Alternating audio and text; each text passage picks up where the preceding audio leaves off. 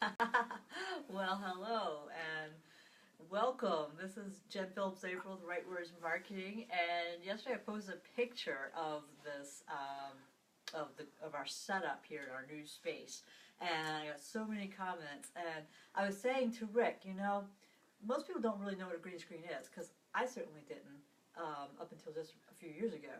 I heard it bandied about as this like late trendy thing, and I was just like, what? And then I finally saw it in action, and I'm like, now I understand. So Rick is going to talk a little bit about this after he finishes adjusting some lights. Rick Toone, some of you know him. He has a lot of years in Hollywood experience. And I see that we have people joining us, and I'm so far away that I can't see who they are. But thank you for being here. Jana Martin. Oh, hi, Jana.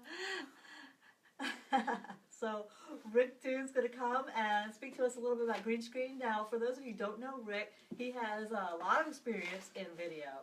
How many commercials have you shot? Thousands. Super Bowl commercials. So we're talking like Mercedes, Doritos, Coca-Cola, Budweiser, whoever, right? And so in the last several years, he's been doing small business marketing like I do, and so he shoots commercials for local businesses, right? Like so things that are going on your website. So you might hear this conversation about green screen. So let's talk about green screen and what is it? So green screen. Everybody thinks it's the end-all be-all, and I'm here to tell you it's not. Well, green screen is great. Right now we're sitting here. And what we'll do is, a little bit later after we're done with this, I'm going to shoot Jen sitting here in front of the green screen and add some scenes behind it, and you can see what it does. But basically, in its most simplistic form, is you can take this green, which is a hideous color that nobody ever has in their clothing or their house. See this great big frame behind us. And you can just, with the click of a button in the editing program, get rid of the green and add anything you want to it. What it does is you take the green out and it makes the background transparent. So now on your timeline, if you've got a layer here and a layer here, this layer being the people, this layer being the background you can now add anything you want because there's nothing behind the people but black. So you add whatever you want. So if you want a balcony, if you want an office space, if you want a street scene, whatever it is you want, you can add behind this. And people are probably really familiar with this from like the weather. If you've ever watched the weather on TV, when they're doing all the pointing and the bringing in the weather front, the cool front, the warm front, Right. The whatever front, they're in front of a green screen. They're just making this up. Yeah, what they're doing is they're looking at a monitor that's over there somewhere, and they're seeing where their hand is in front of the monitor, and they can kind of guide that through. We were down here yesterday shooting someone, and he has this bureaucracy with the local township and the local borough, which are two different municipalities within the same district of where we live. And he needed some information. So the borough told him to go here, the township told him to go here, and they both told him to go to see each other. So what we're doing is we shot him against green screen, and then we went out and shot the buildings of each one, the fronts of the building, so he can put the front of each one behind him, so they can be sliding borough, township, and he's standing here going, borough, township, borough, township. So that's going to be a nice little effect that he's going to be able to get in his video. And that's why you want to use green screen, because you want to add something different to the background. Now, you can get carried away with green screen. I think the biggest green screen I ever did was 300 feet long by 80 feet high.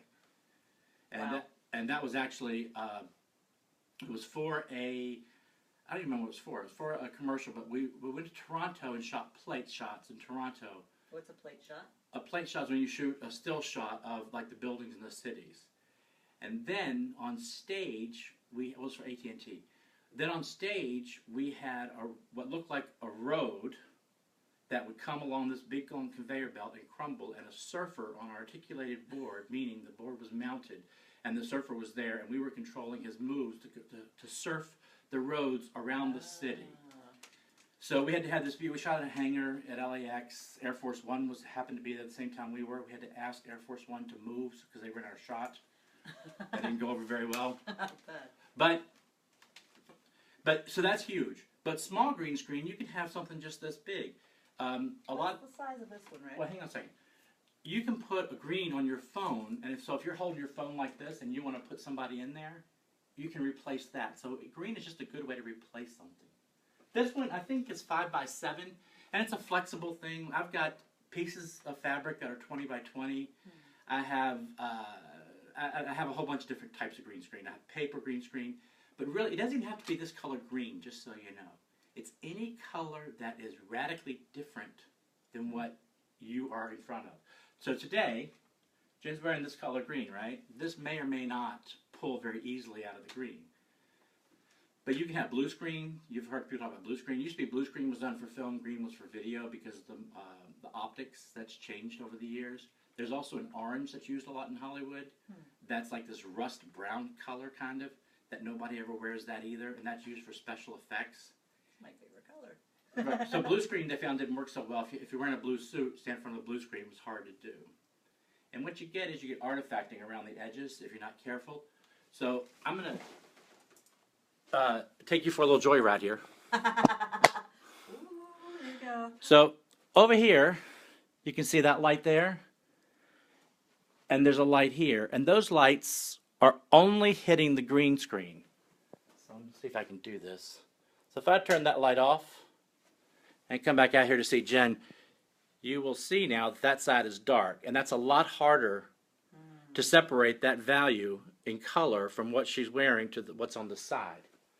So you always want to light the green screen on its own. And then in the front of us, we've got two soft boxes that are lighting us.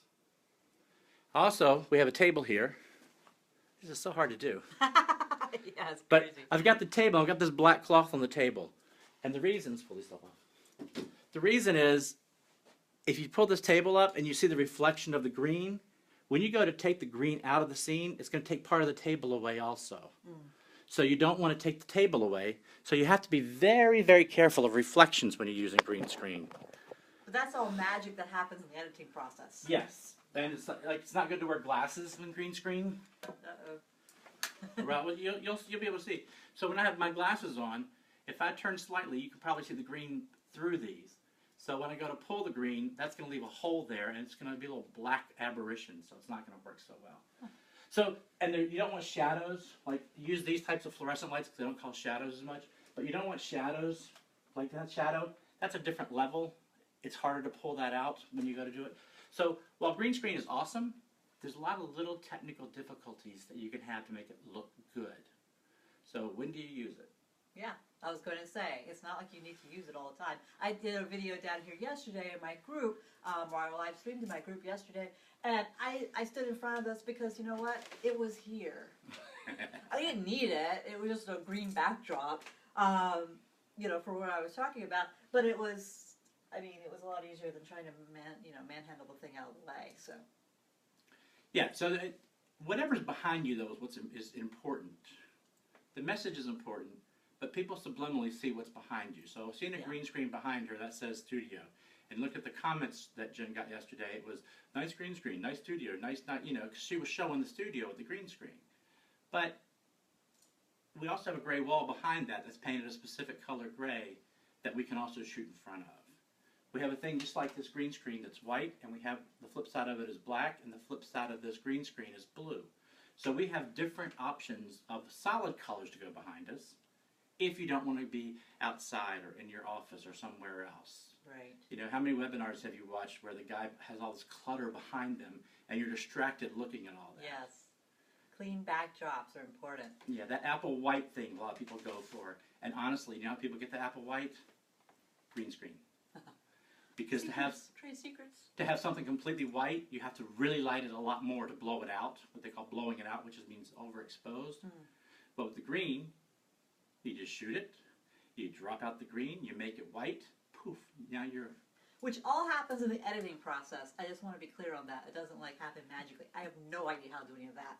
But you can do that editing. You can do that in Final Cut and Premiere and the programs that the pro people use. But if you have iMovie, you can do it. iMovie has a little green screen setting, and you can just knock it out. You don't get the fine tuning. I think we have some comments, so I'm going to come forward because we can't read them from the back of the room. Jenna says, nobody wears rust brown. Yeah, I have a lot of that in my closet too. And Tom Brunt says, in college it was fun to play with chroma key. The first thing anyone does is act like they're flying like Superman. Yes. So, anything else you want to add about green screen and why we need it? I think you've given a lot of great information. No, look, green screen is great, and in its right place, it serves a great purpose. Mm-hmm. It's not lickety split fast to do. We're trying to set this up. I've got this dialed in now, so that when I go to edit, I can just hit the button, click, and it removes it, and there's no artifacting. A lot of times you get like aberrations around your highlights around your shoulders and stuff. The way this is set up, we don't get that. Part of that's you got to have enough lights to do the front and to do the back. You can't combine. You can't combine. Don't try it. Don't try it. If you want it to look great. If you just wanted to knock something out that's kind of fun, then do that.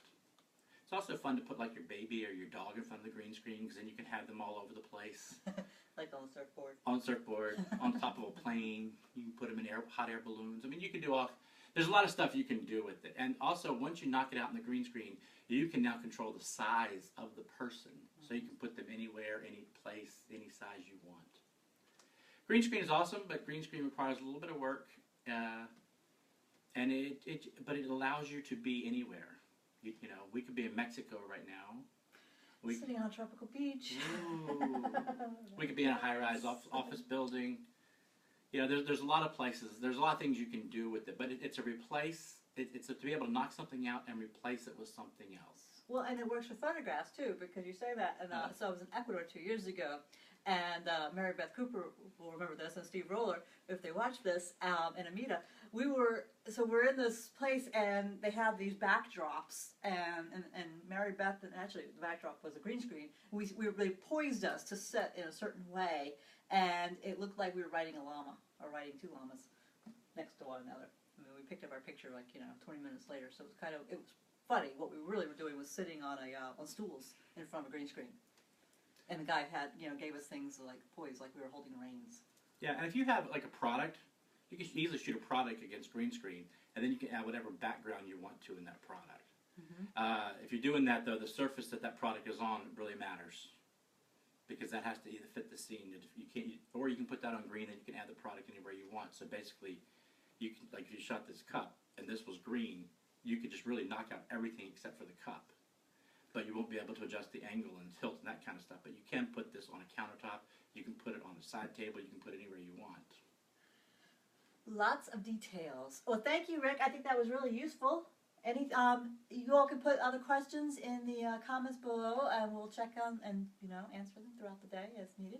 And thank you for watching. Okay, now go do that thing where you go up really close and stick your face really close to the lens, and then you push stop. Okay. I always like that part of your videos. I'm gonna go do that.